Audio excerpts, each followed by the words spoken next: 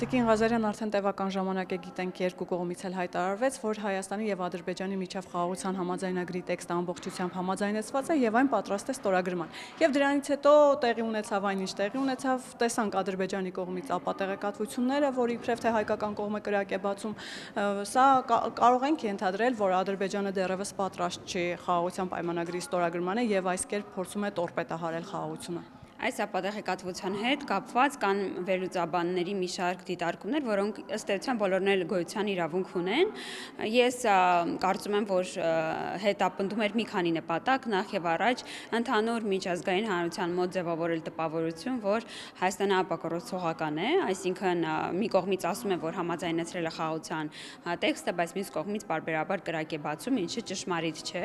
եւ ես կարծում եմ, որ միջազգային հանրության արձագանքը առհասարակ շատ կարեւոր էր այս տեղեկատվական արշավի պարագայում հատկապես, քանի որ մեր միջազգային գործընկերները իրար հերթ չտալով ըստ էության 50 պետությունից ավել կազմակերպություններ միջազգային ՆԱՏՕ-ից մինչև ՀԱՊԿ, Միացյալ Նահանգներ, Ֆրանսիա,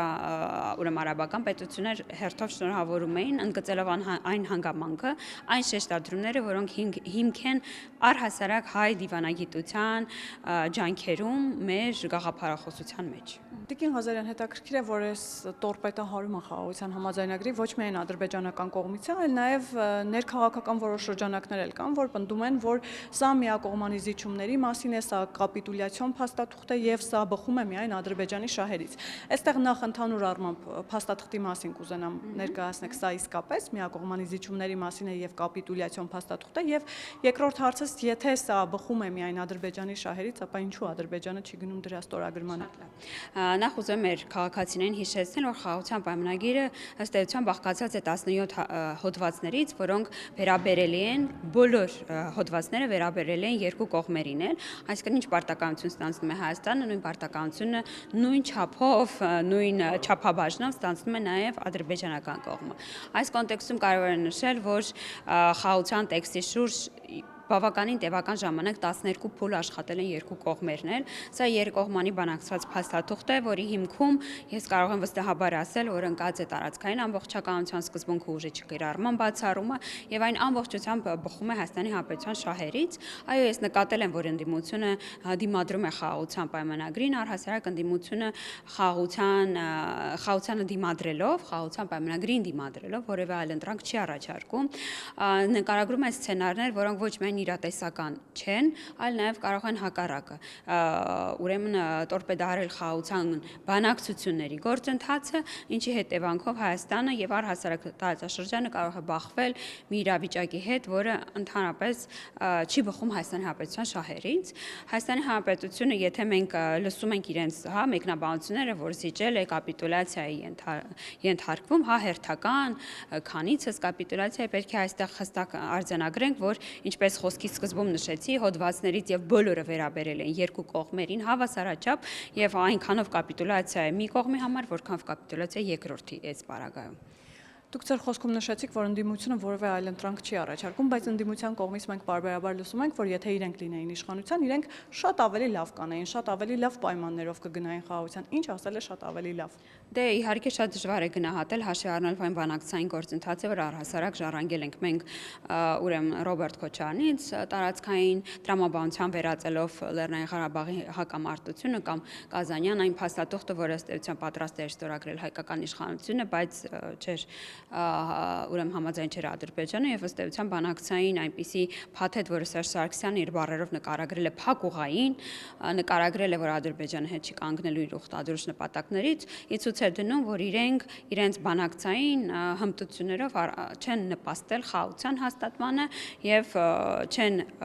հաշվարկել, թե ժամանակը ինչպես է աշխատելու իրենց իսկ այսինքն Հայաստանի մեր հանրապետության դեմ։ Այս առումով ես կարծում եմ, որ նրանք լավ խորհրդատու չեն բանակցային գործընթացին եւ իսկ մեր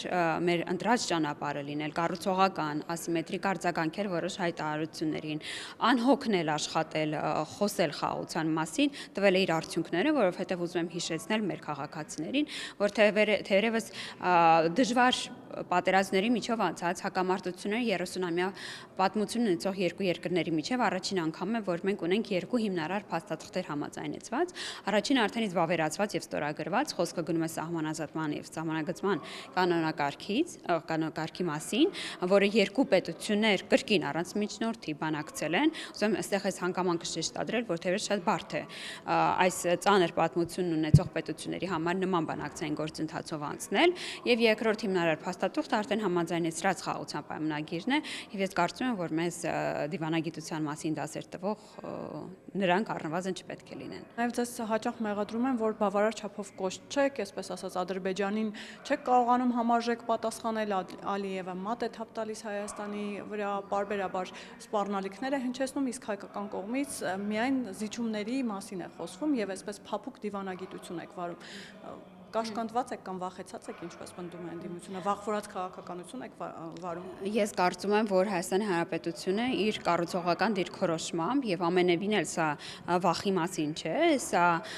ուրեմն մեր տեսլականների նկատմամբ մեր հավատքի մասին է։ Մենք անհոգնել այս թիրախավորման արդյունքում գնացել ենք այս ճանապարհով եւ համարում եմ, որ այս ճանապարհը շատ արդյունավետ ենք անցել։ Հայաստանը սահմանել է եւ շատ հստակ է սահմանել այն կարմիր գծերը, որոնք մենք ունենք, դա տարածքային ամբողջականությունը, Հայաստանի Հանրապետության տարածքային ամբողջականությունը, դա որևէ ուրեմն էքստերատերիտորիալ միջանցքի չտալն է, հա, այսինքն այսպես կոչված Զանգեզուրի միջանցքի մերժումը, սա ապաշրջապակման օրակարգն է, դրա քաջալերումը, տարածումը, հարահրճակումը, եւ ես կարծում եմ, որ սա ընդհանրապես վախի մասին չէ, սա քաջության մասին է, գնալ այն օրակարգով, որին հավատում ես։ Հայաստան խմբակցության падգամավոր Լևոն Քոչարյանը հայտարարել է, որ սա ոչ թե խաղաղության պայմանագիր է, այլ համաձայնագիր է, իսկ դա ենթադրում է, որ այն պարտադիր կատարման ուժ չունի։ Ինչպես կմեկնաբանեք Քոչարյանի այս հայտարարությունները։ Իհարկե այս պնդումները սխալ են, ուրեմն բանակցված փաստաթղթը կոչվում է խաղաղության եւ հարաբերությունների կարգավորման մասին համաձայնագիր, եւ եթե խոսքը գնում է